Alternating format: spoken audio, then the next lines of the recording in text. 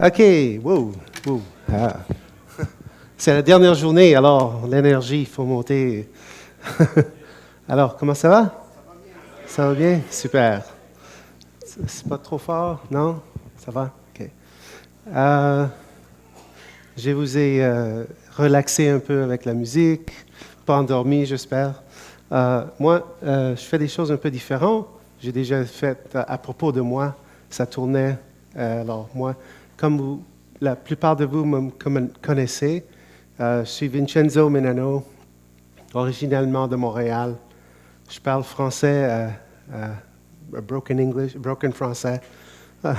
Alors, il y a des mots en anglais dans ma présentation. Mon français, c'est québécois, né à Montréal. Alors, la plupart de vous, vous me comprenez, mais j'espère que ça va aller bien. Je ne vais pas faire comme Christian. OK.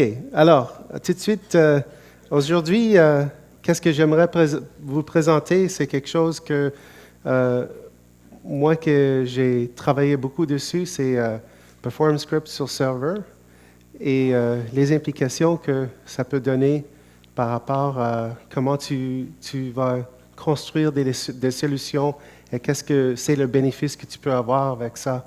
Mais aussi, d'un autre côté, design, parce que je trouve que pour améliorer les solutions, et moi, je trouve que maintenant, avec 12 et 13, qu'est-ce qu'on a la possibilité avec tout l'aspect de faire un design plus net avec CSS et tous les aspects qui s'en viennent, c'est que ça donne un look beaucoup plus professionnel et que quand ça roule, et ça peut rouler plus rapidement, ça va aussi donner un feeling que le produit marche bien, donc la solution marche bien. Alors, aujourd'hui, l'agenda est séparé en deux parties. Un côté design performance, l'autre côté expérience interaction. Sur le côté design, on regardait comme un parallèle à l'architecture, littéralement architecture, par rapport à qu'est-ce que ça peut inspirer dans comment est-ce que tu construis les solutions. Euh, Moi, je suis un grand avide de la recherche et l'année dernière, j'ai assisté à une présentation que Yann a donnée à Vancouver et j'ai beaucoup apprécié les choses qu'il a apportées. Et une chose en particulier qui est restée avec moi, c'était la chose qu'il a présenté l'histoire de le restaurant en Espagne qui s'appelle El Bulli. Alors, il y a des liens à la fin de mes diapos à toutes les choses que je vais mentionner. Alors, il y a tout un film là-dedans qui s'en vient de ce restaurant-là. Mais la plupart de l'idée avec la recherche, c'est que si vous passez du temps là-dedans et vous expérimentez, ça peut donner des idées dans votre solution. Alors, c'est une bonne place pour faire se passer un peu de temps. Ça va vous inspirer à l'innovation. Et une chose, Feature Slam, c'est quelque chose que Will, à notre compagnie, a créé. C'est une base de données avec toutes les fonctions de FileMaker. Et qu'est-ce qu'il fait? C'est qu'il déroule un script et il va choisir 2 ou 3 au hasard. Et après ça, il va essayer de faire quelque chose avec ces 3 fonctions. Et des fois, c'est pas mal étonnant qu'est-ce qu'on a trouvé de faire. Alors, et je lui ai demandé de comme, la mettre propre et nette, et on va la sortir sur un blog post à un moment donné. Et j'ai aussi assisté cette année, en février, à ma première TED Conference qui a eu lieu à Berkeley. Elle s'appelait Rethink, Redefine and Recreate. Repenser, de redéfinir, recréer. Et beaucoup de vous, vous me connaissez, c'est peut-être, j'ai la tendance de recommencer des projets de zéro, file, new, et c'est beaucoup de travail. Mais le bénéfice, c'est que c'est toujours, qu'est-ce qu'on apprend, c'est comme additif. Alors, la communauté pense à des nouvelles idées. Ton expérience comme développeur s'améliore, j'espère.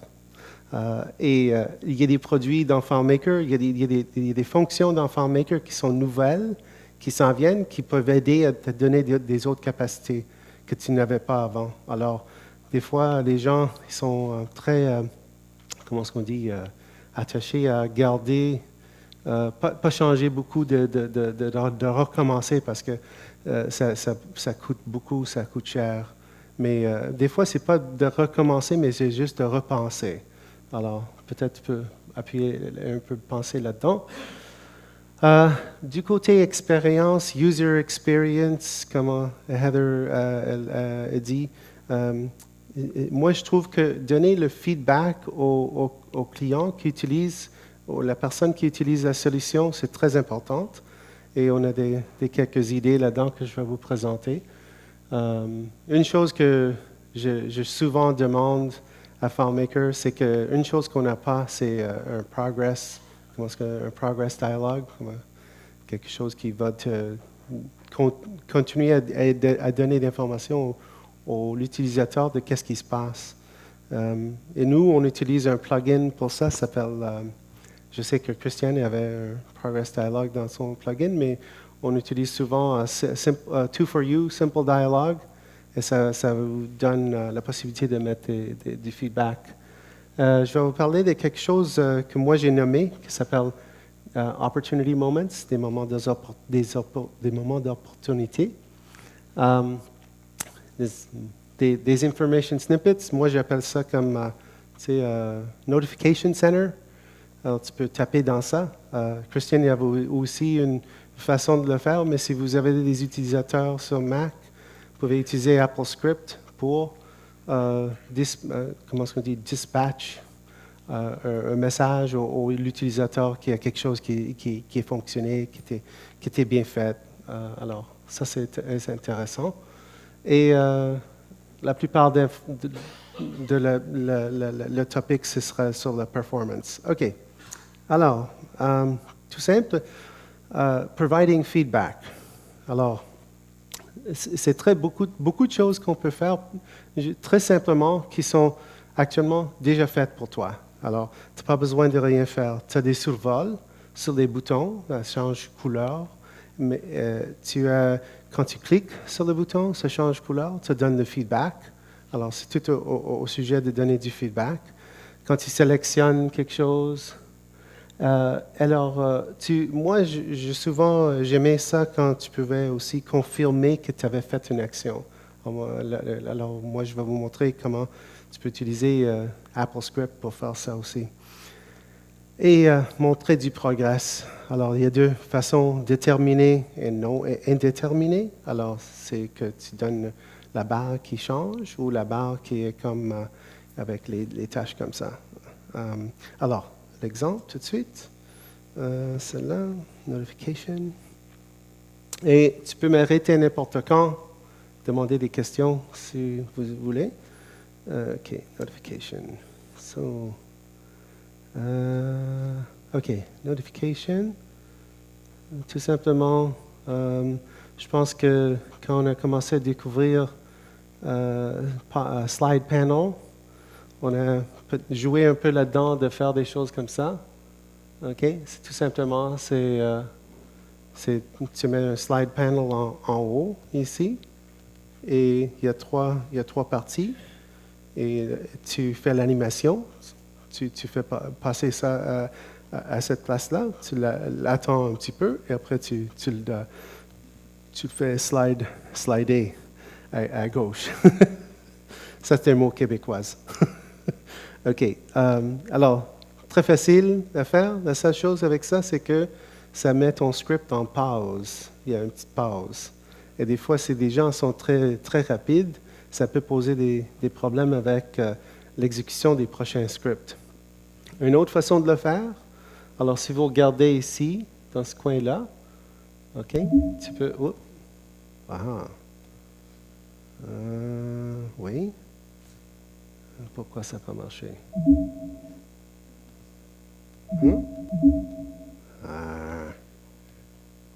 Tu Do not disturb. Ah, voilà. Tu le vois?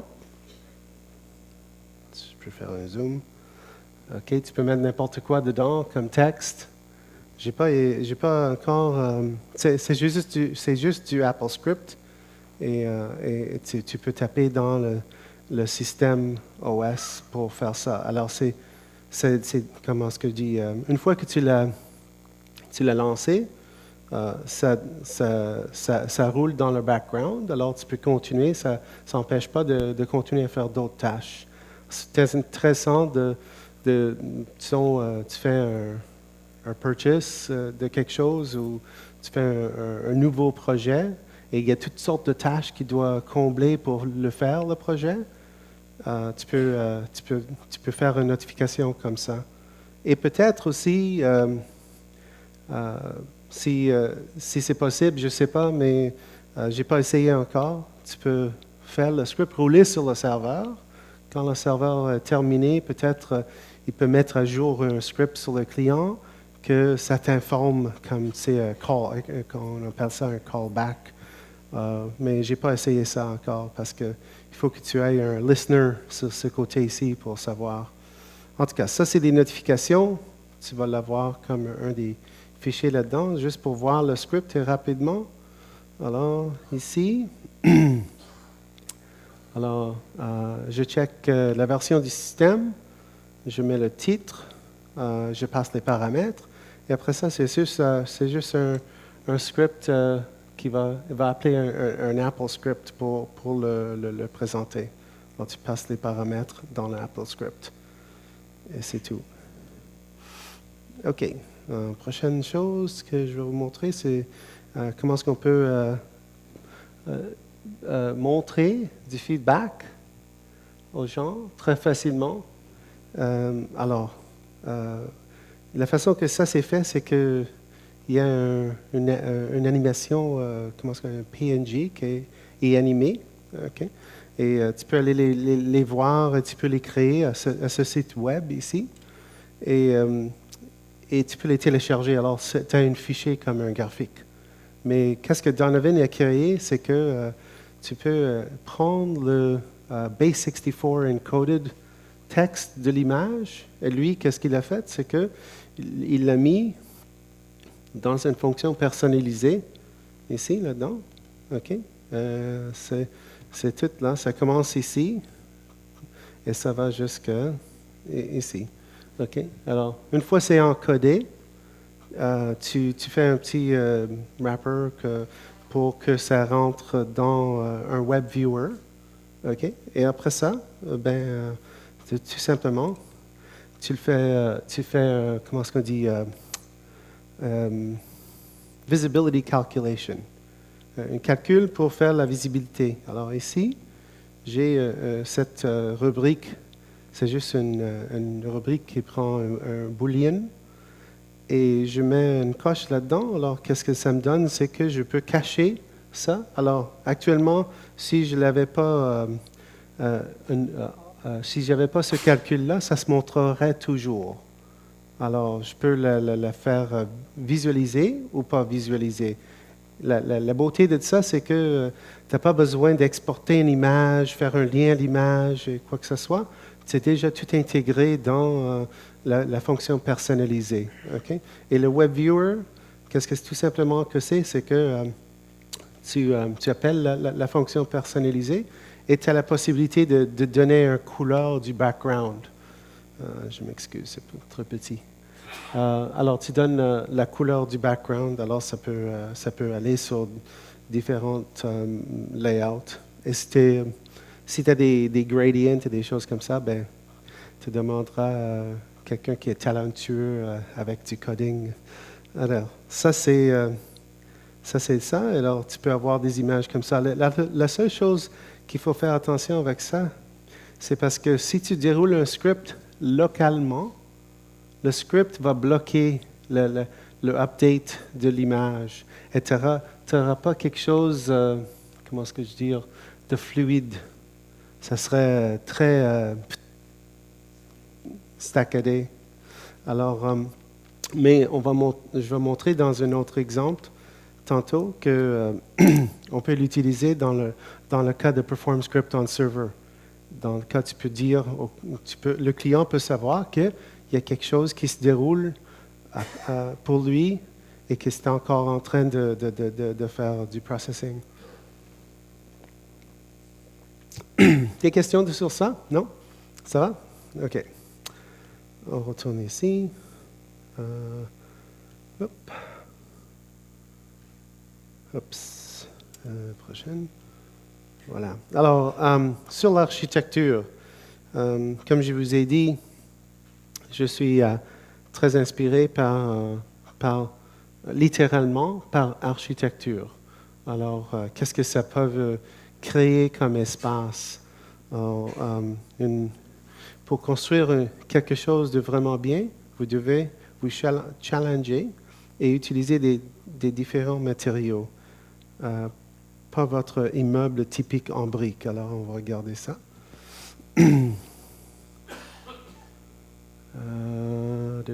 Oui. Alors, ça, moi, j'avais un très bon ami à Montréal qui était un architecte.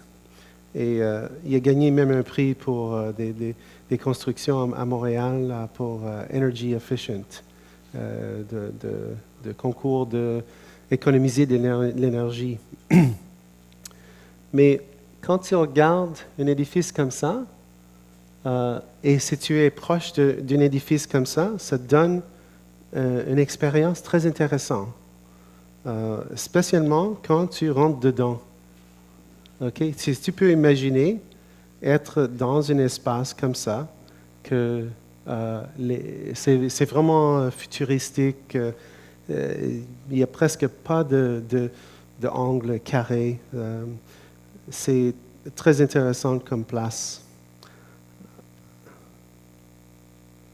OK, alors, je vous invite de regarder des images pour voir qu'est-ce que ça peut vous donner comme imagination, mais le côté FileMaker de ça, que je vais vous parler dans un instant, c'est que ça vous challenge dans le sens de comment tu construis des solutions de nombre de rubriques et des choses comme ça. Un autre exemple dans mes diapos, c'est le New Bay Bridge, okay, le projet d'ingénieur le plus complexe dans l'histoire de Californie.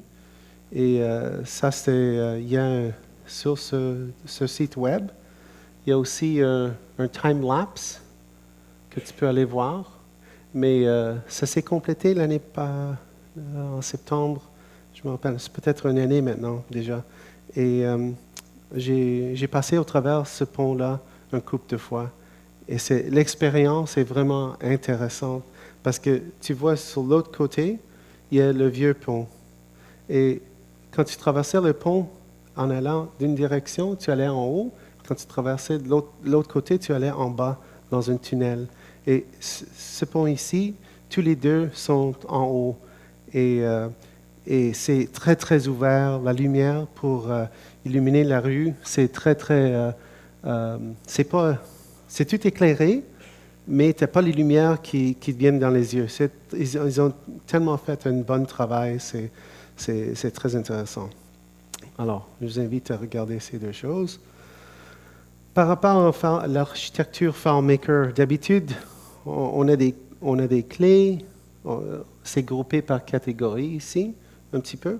On a un bloc. Nous, c'est comme ça qu'on groupe nos rubriques. Les clés, des rubriques d'audit, qui a modifié quoi, des rubriques des données, des calculs et des récapitulatifs. Mais qu'est-ce qu'on peut faire? C'est qu'avec le temps, des nouvelles possibilités arrivent et nous avons trouvé de meilleures façons de faire des choses.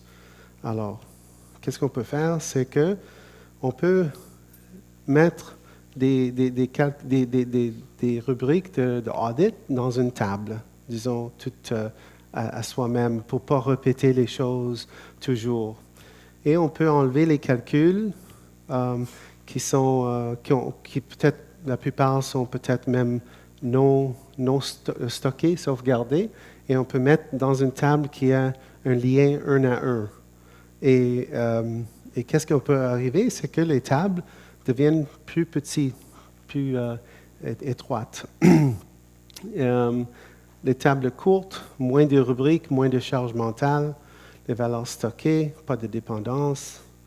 Et tout ça, quand tu vois, qu'est-ce que tu peux faire avec Perform Script on Server, tu commences à voir qu'il y a comme une séparation. L'utilisateur peut modifier les données et le serveur peut mettre à jour certaines choses. Alors, tu as vraiment une claire séparation de qui a le droit à toucher une fiche, comme tu segregated dans une zone et une autre. Et on va voir un exemple de ça. Un petit exemple que j'ai préparé pour montrer ça, c'est du camping que je vais voir. On va vous montrer bientôt, là. Alors, dans cet exemple, on a un budget pour aller faire du camping et on a des dépenses. D'habitude, si tu crées la solution en FileMaker, tu vas voir des calculs qui sont non sauvegardés. Alors, ils vont s'évaluer dès que tu vois la fiche. Expense est saisi par transaction. Ce mot-là est un link à le site de Todd Geist qui parle beaucoup de transactions. Alors, combien de vous connaissez comment faire des transactions en FileMaker?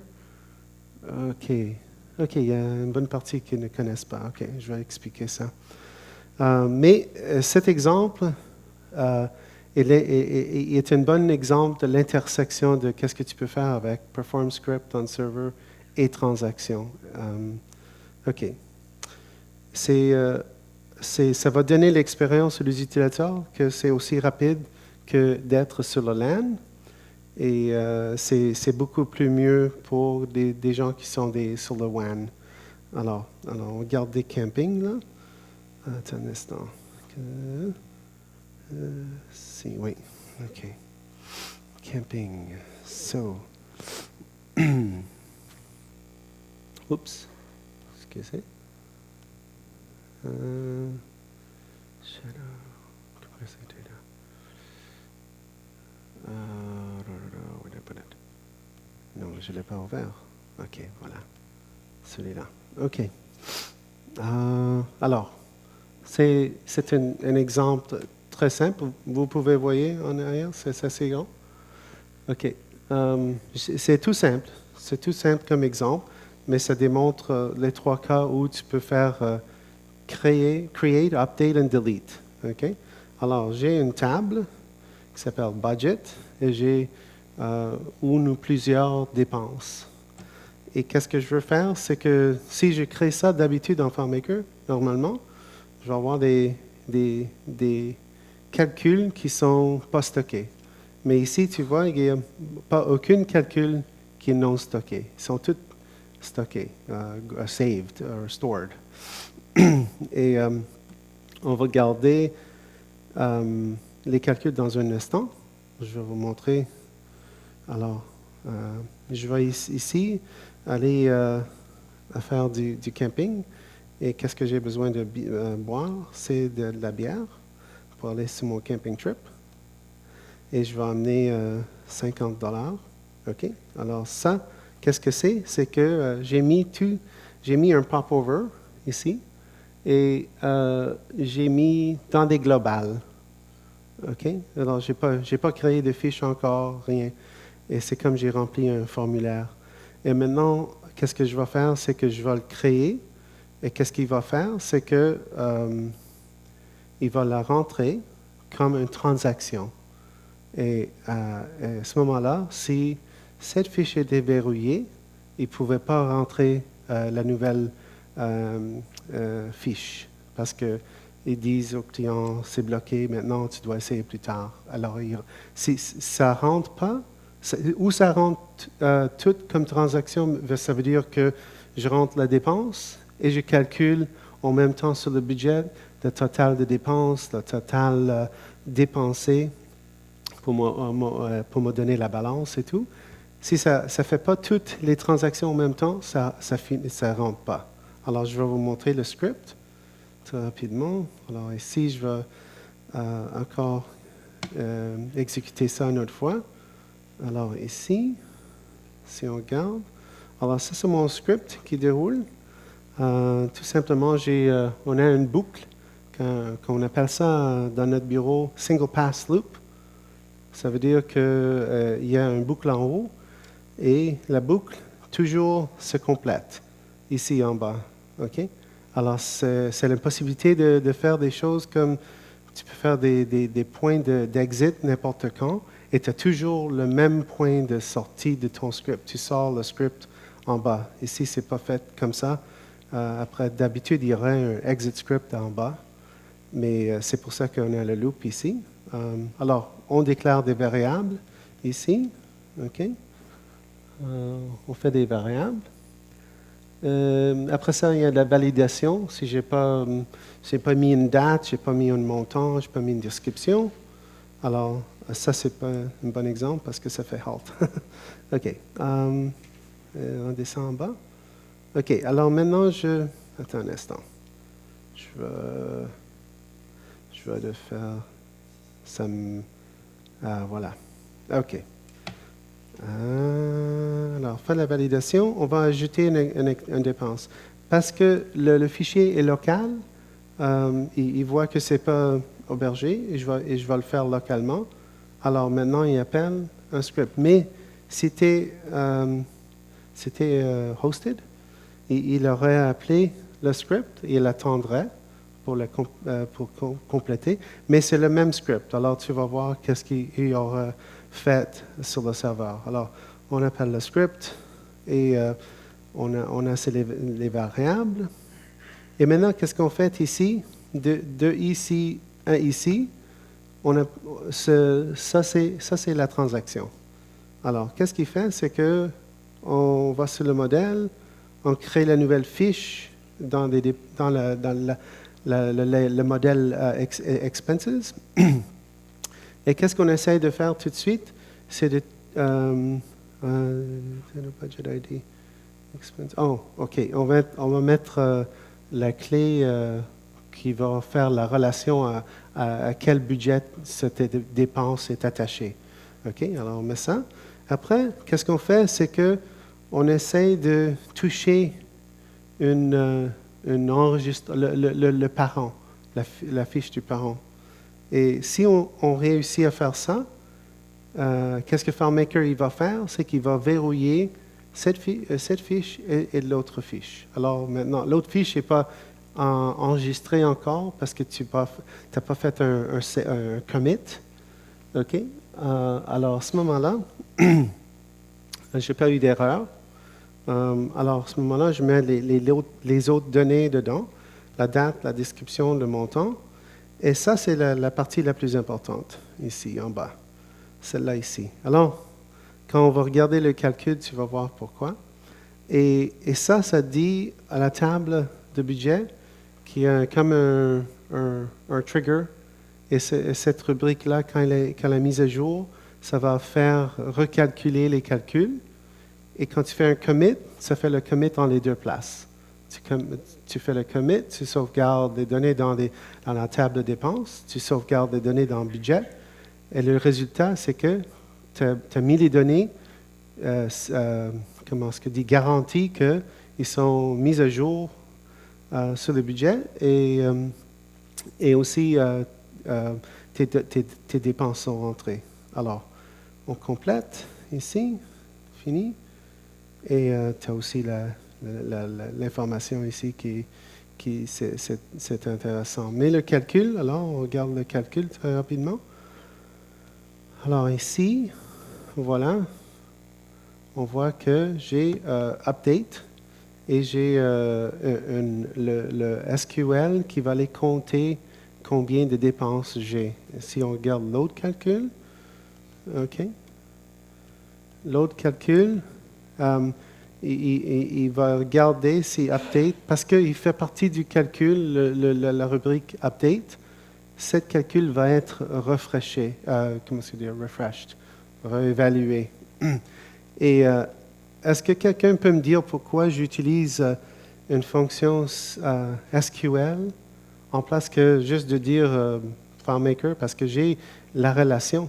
J'ai déjà la relation entre la table budget et expenses. Je peux dire juste sum, OK? Et je mets la rubrique de expenses, le montant. Je vais avoir la somme. Est-ce que quelqu'un peut me dire pourquoi j'utilise Execute SQL ici? Pardon? Non, non, on pourrait sur le contexte. Parce que le calcul est évalué du contexte du budget. Alors, ça, il n'y a pas de problème là-dedans. Pardon? What about? Je n'ai pas compris. C'est en belge, je sais. Je ne comprends pas. Fabrice. OK. Non, non. La raison pour laquelle j'utilise SQL, c'est qu'il y a une petite chose intéressante. C'est que si j'utilise des fonctions FileMaker, parce que la nouvelle fiche n'est pas encore enregistrée, ça ne le prend pas. Spécialement, la somme, je n'ai pas essayé avec la somme, mais le compte, le count, parce que l'agression de nombre de dépenses, ça va pas noter que tu as une nouvelle dépense qui n'est pas encore enregistrée. Mais si tu utilises SQL, Execute SQL, qu'est-ce que tu vas voir? C'est que ça va aussi prendre celle-là qui n'est pas enregistrée encore. Alors, c'est un petit détail que il faut savoir si tu utilises cette technique. OK. Des questions sur ça? Et vous aurez à voir cet exemple-là. Vous pouvez expérimenter. Vous pouvez aussi supprimer ici. Je peux supprimer. Alors, regardez la balance ici. Je supprime. Et voilà, c'est fait. Si, pour un exemple, un autre, si quelqu'un avait verrouillé la fiche, j'essaie de rentrer une nouvelle dépense. Il me dit que le budget record was in use, try again later. OK, ça ne rentre pas. Ou ça rentre tout, ou ça ne rentre pas. Et l'autre chose, pour faire, comme je vais vous montrer, create, update et delete. On a vu create, on a vu delete. Update, c'est, on fait quelque chose comme ça. Alors, dès qu'on clique sur le montant, on ne va pas verrouiller la fiche directement sur le client. OK? Alors, je change le montant dans un global. OK? Je vais dire, je veux dépenser $100. OK? Et une fois que je sors de là, il prend la valeur, il l'envoie comme un script trigger. Et parce que je n'ai pas verrouillé rien, si elle va réussir à trouver la fiche de dépense et verrouiller celle-là et le parent, ça rentre. Alors, toutes les transactions sont faites sur le serveur. Des questions? Non? Ça va. OK. Et je vous invite, si vous ne connaissez pas comment faire les transactions en FileMaker, Todd Geist a fait un blog post. C'est indiqué ici. Il y a un link ici. Et c'est bien expliqué. Il fait une bonne explication au sujet des transactions en FileMaker. OK. Alors, prochainement. Quand Perform Script sur serveur est sorti, ça c'est mon garçon, Luciano, et sur l'avion de San Francisco à Montréal avec Air Canada. Obviously, you can tell it's Air Canada. Et souvent, on va visiter la cabine des pilotes. Et cette fois-là, le pilote a dit, tiens, viens ici, t'asseoir, mettre le chapeau. Presse ce bouton-là.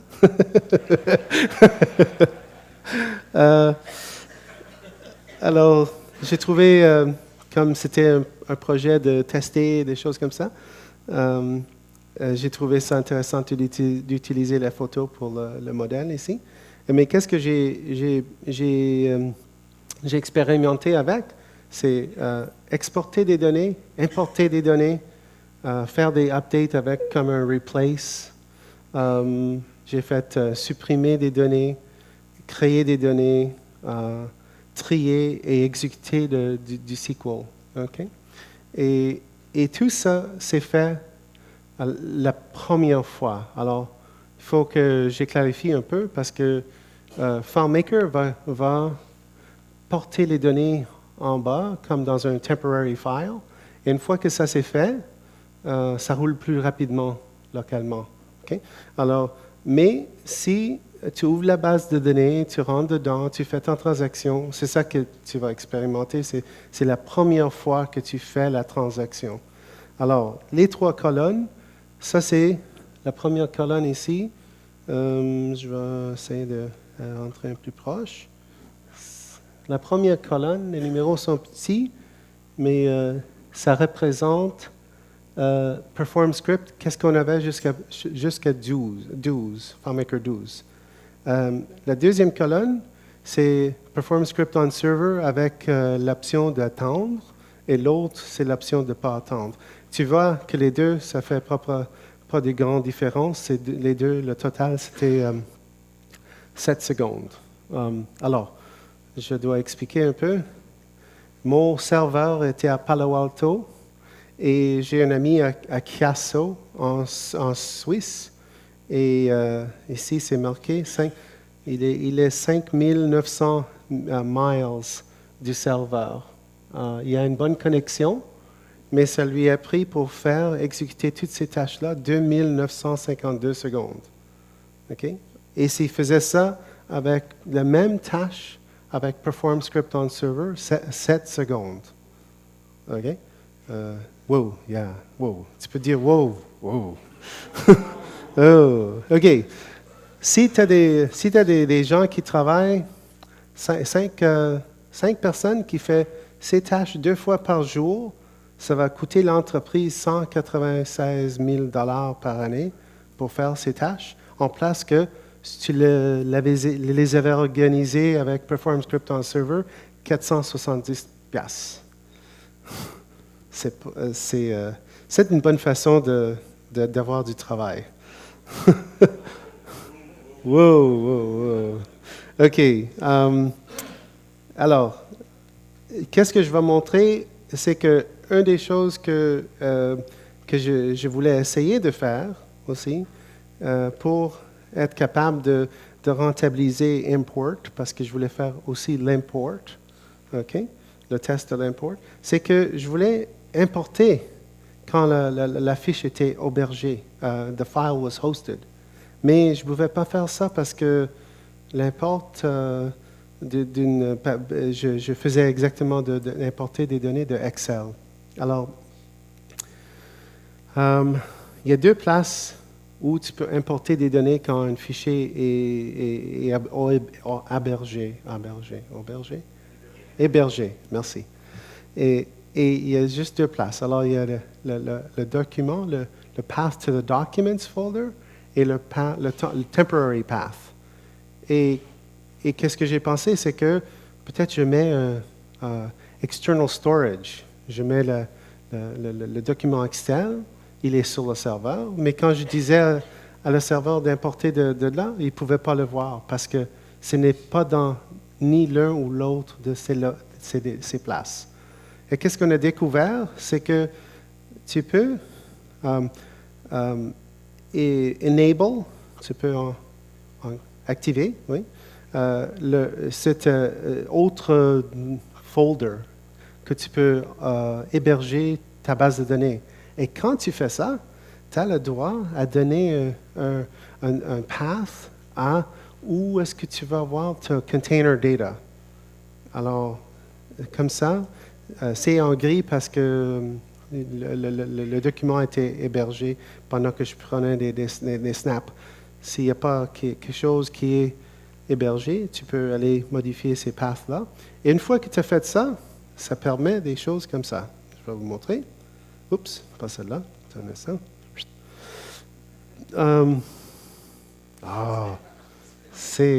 Ça ne veut pas arrêter. Hein? OK, import on server. OK, celle-là, shadow, oui. Compressed data, important server, baby names. Où est-ce qu'il est? Shadow. Ah, tout simplement. Je vais le faire de nouveau. Ah, voilà. OK. Alors, qu'est-ce que c'est ça? Alors, c'est une... j'ai essayé de trouver des données pour jouer avec. Alors, je suis allé sur data.gov, qui est une place aux États-Unis qui met toutes les données que tu peux aller télécharger. Et j'ai trouvé des noms des enfants de l'année 1910 jusqu'à 2011 ou quelque chose. Et c'est des noms dans chaque state, chaque US state. Et j'ai trouvé un document ici, des baby names en Arizona. Il y en a 101 000. Alors, j'ai testé ça ici à l'hôtel hier soir, avant d'aller souper. Ça a pris 2 heures et quelque chose pour importer ce document-là dans cette table. Il y a juste 1, 2, 3, 4, 5 rubriques là-dedans. Il y en a une qui est indexée, c'est tout. Mais ça a pris plus que 2 heures. OK? Je ne vais pas vous faire attendre 2 heures. Alors, qu'est-ce que j'ai fait? C'est que j'ai créé un container pour mettre le document dedans. Alors, ça, c'était un external container. Alors, qu'est-ce qu'on va voir? C'est le délai de transférer les données directement dans external storage. J'espère que ça va marcher. Sinon, j'ai un film que je peux vous montrer. C'est le serveur, c'est à Palo Alto. C'est un bon temps de prendre des questions. Est-ce qu'il y a des questions? Non? J'espère, non? Ah oui, voilà, super. OK, ça va. On attend un petit peu. Ah, voilà, c'est fait. Alors, c'est pas commencé encore, je n'ai pas déclenché parce que je veux vous montrer quelque chose d'autre. Alors, ici, OK, ça c'est mon serveur à Palo Alto. OK? Et qu'est-ce qu'il faut faire? Regarder en même temps, quand je vais dérouler ça. Il faut regarder ici le processus un petit peu, parce que ça va être différent. Je vais expliquer pourquoi c'est différent. Alors, je déclenche ça. Tu vas voir aussi en arrière ici. Tu regardes la fiche là-haut. Alors, on commence. J'ai dit au serveur, tu commences à importer les documents dans la table. Et voilà, c'est parti. OK, ça fonctionne sur le serveur. Ça fonctionne. J'ai des fiches, des enregistrements qui sont en train d'arriver vers moi. Si on garde le serveur, OK, c'est fini. 101 000 fichiers et enregistrements sont déjà dans la table. Est-ce que quelqu'un peut me dire pourquoi je ne vois pas encore? Pardon? Ah. C'est parce que, oui, c'est ça. Le serveur est déjà englouti, c'est ça qu'on dit? Englouti 100 000 enregistrements. Et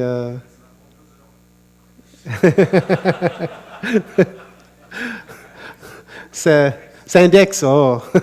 Non, ça indexe pas. Ça fait l'index, mais ce n'est pas la seule raison. C'est parce que moi, comme client ici, je n'ai pas les 101 000 enregistrements encore. Parce que, regarde, toujours FileMaker, tu gardes un temporary file. Alors, qu'est-ce que le serveur est en train de dire?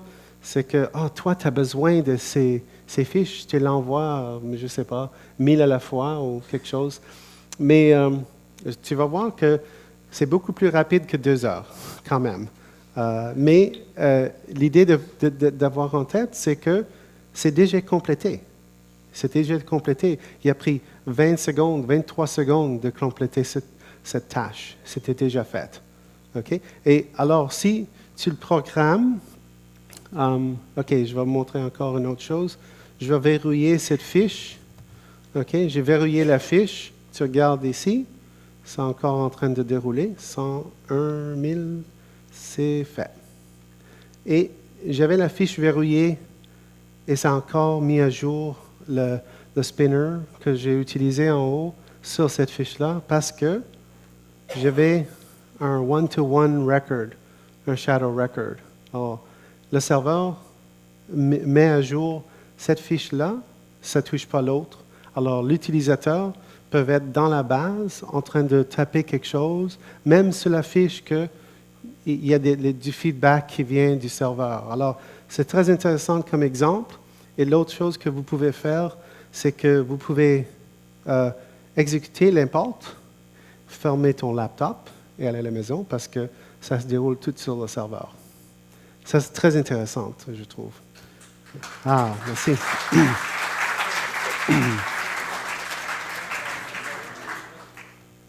J'ai d'autres choses. OK.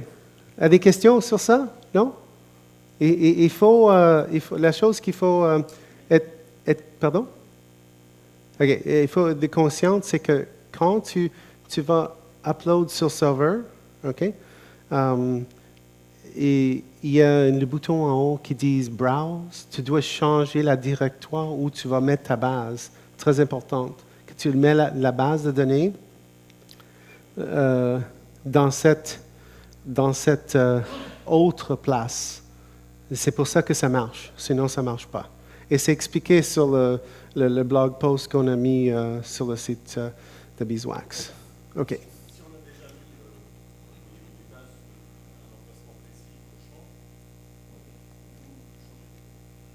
Si tu as mis déjà la base de données, ouais, il faut faire attention parce que il faut bouger. Hein? Tu as des documents externes, c'est ça? Oui, il faut bouger. Moi, je ne sais pas. J'ai entendu souvent des discussions dans notre bureau. J'ai bougé, mais je n'ai pas mes images. En tout cas, je ne sais pas la bonne pratique pour le faire, mais c'est possible de le faire. OK. La prochaine chose, des moments d'opportunité. Comment j'appelle ça? Qu'est-ce qu'ils sont? Ce sont des moments que... Alors, je vais raconter une histoire. Je suis assisté à une présentation à San Francisco et il y avait un bonhomme de Instagram qui est venu. Vous connaissez Instagram? C'était une application pour prendre des photos. Alors, il expliquait son processus de qu'est-ce qu'il faisait. Le gars prenait la photo, il dit, je vais choisir un filtre, il attend, je vais taper un texte, et après ça, j'envoie l'image. Le problème avec ça, c'est que les appareils, ça prend des grandes images, et si tu as une connexion très lente, ça prend du temps, tu attends. L'expérience n'était pas géniale. Ils ont repensé ça. Ils ont dit, on peut prendre la photo, choisis le filtre, envoie l'image. Commencez à envoyer l'image. OK? Alors, je choisis. OK, j'ai choisi. OK, je tape un texte. On continue à envoyer l'image. OK? Alors, j'ai fini mon texte. Envoie l'image, c'est déjà envoyé. L'expérience est complètement changée. Alors, j'appelle ça un moment d'opportunité. Alors, tu peux faire maintenant, en FileMaker 13, tu peux faire des choses comme ça. Tu remplis un formulaire, OK, je remplis ça. J'arrive à un moment donné où il y a des données qu'il faut garder dans la base. Si j'ai choisi le bon produit, est-ce qu'il est en stock, quoi que ce soit. Dès que tu as complété cette partie-là, tu fais un dispatch, tu envoies une action qui va procéder les données et mettre à jour tout de suite dans le formulaire qui dit tu arrives un peu plus bas, déjà dit we have no more stock, we have no more of these guys. Alors, tu peux faire une interaction très intéressante et c'est comment ça, on appelle ça user-centered design. Moi, je ne sais pas, mais dans le sens que tu fais le design à propos de l'utilisateur, tu essaies de donner le plus de feedback. Alors, ça c'est en regardant aussi qu'est-ce qu'on vient juste de voir. les moments d'opportunité. J'ai importé des données. Je peux, sur des données, ça peut être des dépenses. Alors, je peux valider les dépenses et ça peut donner du feedback pendant que tu es dans la base de données. Alors, il y a toutes sortes de choses que tu peux faire comme ça. OK. J'ai fait un blog post là-dessus, mais je ne me rappelle pas si on l'a annoncé encore. Je dois demander Jay. OK, celle-là. Pas de sous-récapitulation. En anglais, on appelle ça not only SQL. Non, NoSQL, c'est ça. NoSQL. Moi, je suis littéral comme personne. Quand j'entends NoSQL, je pense, NoSQL. Mais en Californie, NoSQL, ça veut dire not only SQL. C'est pas seulement SQL. Tu suis? Oui? OK. Alors, comme littéral, alors j'ai pris ça que pas seulement sous récapitulation. Combien de temps il me reste? 10 minutes? OK. Alors, on fait des rapports, souvent en FileMaker, avec des sous-récapitulations, oui? Et des sub-summary parts. Et ça doit trier, ça doit agréger, tout ça. Et ce n'est pas dans tous les cas, tu peux faire quelque chose comme ça, mais dans certains cas, quand les données sont stockées, tu peux imaginer des scénarios. Alors, je vais vous montrer qu'est-ce que j'ai fait. Mon serveur, maintenant il était en Californie, alors il est très loin d'ici. Mais les tests que j'ai faits avec ça, c'est que j'ai fait des recherches des données. J'avais 5 millions d'enregistrements et je faisais des recherches pour des baby names, des noms d'enfants. Dans des années, toutes les années, dans les États, et pour voir quel temps ça prenait pour montrer le Sub-Summary Report en FileMaker et l'autre que j'ai fait, que ce n'est pas un vrai Sub-Summary Report, mais ça donne le même résultat. Alors, en France, c'est beaucoup plus rapide parce que c'est beaucoup plus loin. Alors, en Palo Alto, pour une raison que je n'ai pas compris encore, c'est actuellement plus lent s'utilise cette fonction-là pour le faire sur le même serveur. OK, alors, ici, on va aller voir cet exemple. Let's see, baby names, cela. Oh non, ça c'est l'autre. OK, baby names. OK, alors ça c'est... j'ai une fiche pour chaque rapport que je déroule. Et ici, je veux voir un rapport pour la Californie. Alors, le rapport pour la Californie, pour toutes les années. All years California. OK, view. Je vais essayer de changer la... Pourquoi je ne peux pas? Ben, voilà. OK. Alors, ici, clic. On attend. Je peux prendre des questions un petit peu pendant qu'on attend. Est-ce qu'il y a des questions? Non? Ça, c'est le temps normal. Ça va à peu près prendre 1 minute pour avoir ce rapport. OK? Et qu'est-ce que c'est? Ça, c'est tout construit avec les choses qu'on a en FileMaker. En Sub-Summary Part, ben, je dois trier des données. J'ai trouvé... je ne me rappelle pas combien de fiches exactement que j'ai trouvées, mais il y a des milliers là-dedans, peut-être 100 000 ou quelque chose de plus, hundreds of thousands. Et il doit faire le tri, après il va faire aggregating sur toutes ces données-là. Encore, qu'est-ce qu'il faut que j'explique, c'est que ça, c'est la première fois que je fais ça. Alors, si je le ferais une autre fois, ça pourrait rouler un peu plus rapidement. Mais on va évaluer avec l'aspect que ce serait la première fois. Et quand je vais vous montrer l'autre, c'est que la façon que je l'ai faite, c'est que j'ai fait un fiche qui représente un rapport, un request. I have a request, j'ai une requête pour un rapport. Alors, si j'ai une fiche et tous les fiches, comment c'est, child records, sont les parties du summary report.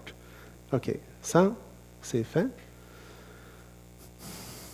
Alors, ça fait aggregating maintenant. Alors, moi, voilà mon rapport. OK, on va regarder l'autre façon de le faire. Oups, baby names.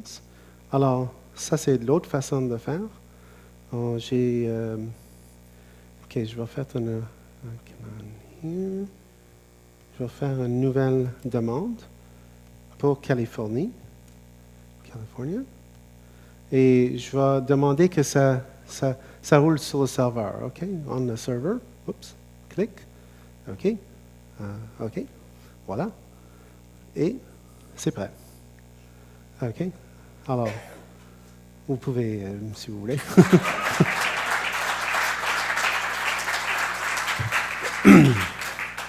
Alors, juste pour vérifier, les montants sont exacts.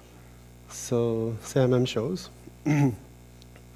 C'est juste construit différemment. Mais qu'est-ce qui était très intéressant avec cette technique-là, c'est parce que tu peux donner une autre expérience aux gens.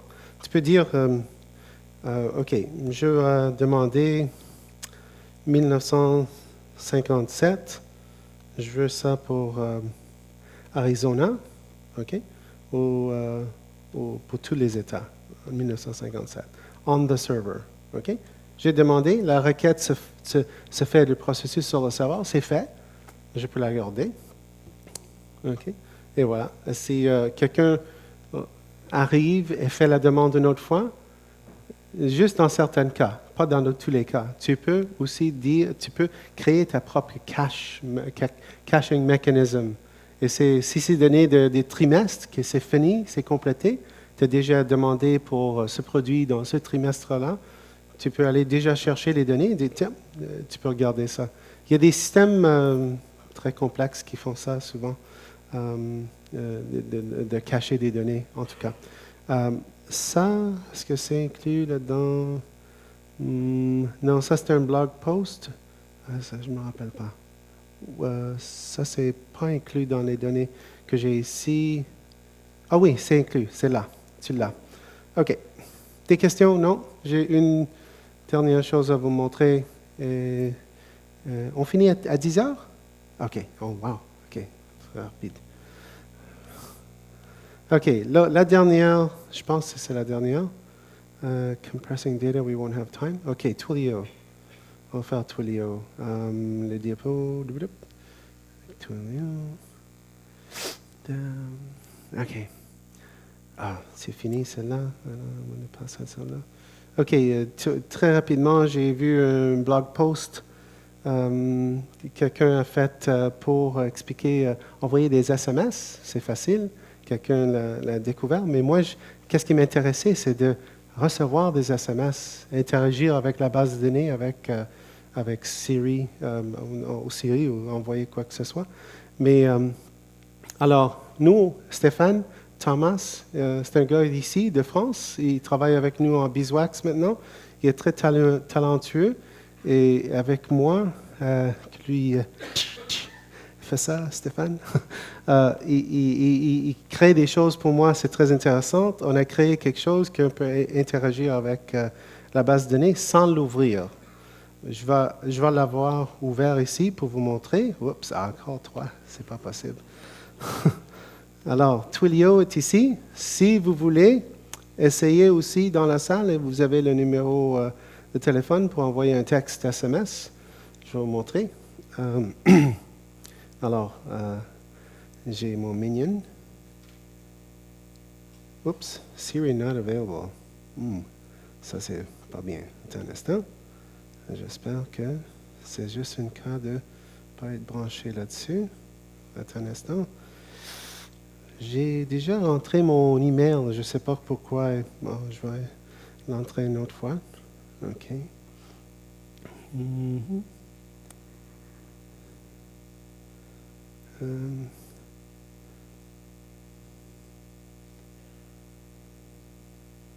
OK. OK. OK. OK. Alors, j'essaie maintenant. Send a text message to Minion. Okay, what do you want to say to Minion? Balance on project 5789. Ready to send it? Send it. Je ne sais pas pourquoi, mais à la fin, là, The cloud it goes. and off to the cloud it goes. Elle a un sens d'humour. Alors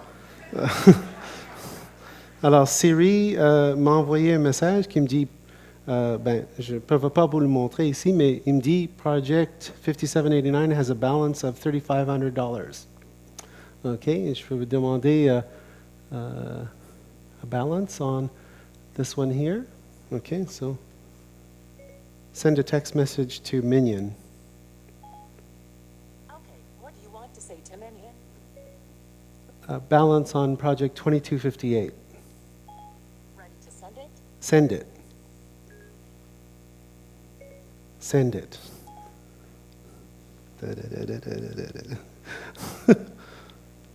Alors? Oui? Send your message. I'll send your message. Okay, thank you. Alors voilà. Step away from flying saucers today.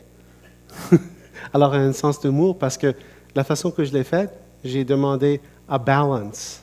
Et la façon c'est codé, c'est que c'est le premier mot, ça doit être balance status or balance status or budget. Et alors, on a programmé un peu d'humour là-dedans. Mais en tout cas, ça c'est très intéressant parce que moi j'avais pensé côté expérience, tu peux on the fly, tu peux interagir avec ta base de données pour avoir, tu sais, combien de ventes de ça j'ai eu aujourd'hui ou c'est quoi qui se passe. Et tu peux l'avoir, l'interaction avec Siri directement. On va faire un blog post sur ça. Je n'ai pas un document pour vous expliquer comment c'est fait. C'est tout. Merci beaucoup.